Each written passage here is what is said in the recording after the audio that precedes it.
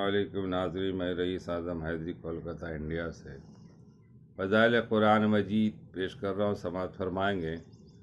عبداللہ بن عمر رضی اللہ تعالیٰ عنہ نے حضور اکرم صلی اللہ علیہ وسلم سے نقل کیا کہ دلوں کو بھی زنگ لگ جاتا ہے، جیسے کہ لوہے کو پانی لگنے سے زنگ لگ جاتا ہے۔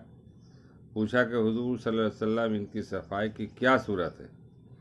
آپ نے فرمایا کہ موت کو اکثر یاد کرنا اور قرآن پاک کی تلاوت کرنا، یعنی گناہوں کی کثرت اور اللہ جل شانہ کی یاد سے غفلت کی وجہ سے دلوں پر بھی زنگ لگ جاتا ہے، جیسا کہ لوہے کو پانی لگ جانے سے زنگ لگ جاتا ہے۔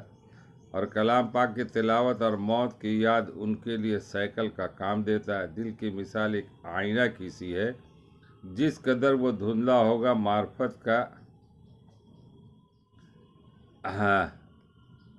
معرفت کا انعکاس اس میں کم ہوگا، اور جس قدر صاف اور شفاف ہوگا اسی قدر اس میں معرفت کا انعکاس واضح ہوگا۔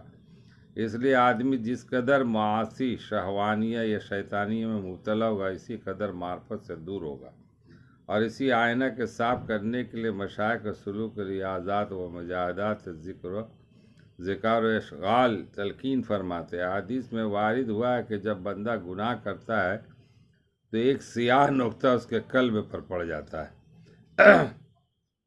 اگر وہ سچی توبہ کر لیتا ہے تو وہ زائل ہو جاتا ہے، اور اگر وہ دوسرا گناہ کر لیتا ہے تو دوسرا نقطہ پیدا ہو جاتا ہے۔ اسی طرح سے اگر گناہوں میں بڑھتا رہتا ہے تو شدہ لفظوں کی کثرت سے دل بالکل سیاہ ہو جاتا ہے، پھر اس قلب میں خیر کی رغبت ہی نہیں رہتی بلکہ شر ہی کی طرف مائل ہوتا ہے۔ اللہم احفظنا منہ، اسی کی طرف قرآن پاک کی آیت میں ارشاد ہے، کلا بل ران علی قلوبہم ما کانوا یکسبون، بے شک ان کے قلوب پر زنگ جما دیا ان کی بدعمالیوں نے۔ ایک حدیث میں آتا ہے کہ حضور اقدس صلی اللہ علیہ وسلم نے ارشاد فرمایا کہ دو باتیں چھوڑتا ہوں، ایک بولنے والا، دوسرا خاموش۔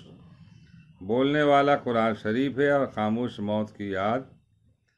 حضور کا ارشاد سر آنکھوں پر، مگر بات تو اس کے لیے ہو جو نصیحت قبول کر، نصیحت کی ضرورت سمجھے۔ جہاں سرے سے دین ہی بیکار ہو، ترقی کی راہ میں مانے، وہاں نصیحت کی ضرورت کسے اور نصیحت کرے گی کیا؟ حسن بصری رحمۃ اللہ علیہ کہتے کہ پہلے لوگ قرآن شریف کو اللہ کا فرمان سمجھتے تھے، رات بھر اس میں غور و تدبر کرتے تھے اور دن کو اس پر عمل کرتے تھے، اور تم لوگ اس کے حروف اور زیر و زبر تو بہت درست کرتے ہو، مگر اس کو فرمان شاعری نہیں سمجھتے، اس میں غور و تدبر نہیں کرتے۔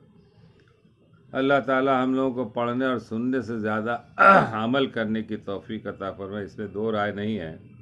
ہم لوگ خرافات والی کتابیں، کہانیاں، قصہ، افسانہ وغیرہ بہت کچھ پڑھتے رہتے ہیں، اور ایسا ہے کہ رات بھر بھی جاگ جاتے ہیں لاوی پڑھنے والے لوگ اور افسانہ پڑھنے والے لوگ، ان کو بہت مزہ ملتا ہے اس میں، مگر یہ روحانی مزہ حاصل کرنے کے لیے قرآن کی تلاوت نہیں کرتے، ذکر نہیں کرتے، اذکار نہیں کرتے۔ اور قرآن سے تو آپ ابھی وضاحت ہو گئی بات کہ جو اندر کا جو زنگ ہے، جو داغ آ جاتا ہے گناہ کرنے سے، وہ صاف ہو جاتا ہے موت کو یاد کرنے سے، قرآن کی تلاوت کرنے سے۔ اور قرآن کیا ہے؟ یہ تو اللہ کی کتاب ہے، اللہ کی بات ہے، اللہ ہم کو سمجھا رہا ہے، ایک پیغام دے رہا ہے، تم زندگی کو اس طرح گزارو، اس طرح سے رہو، اس طرح سے آپ کو گزار کر زندگی اب میرے پاس آنا ہے۔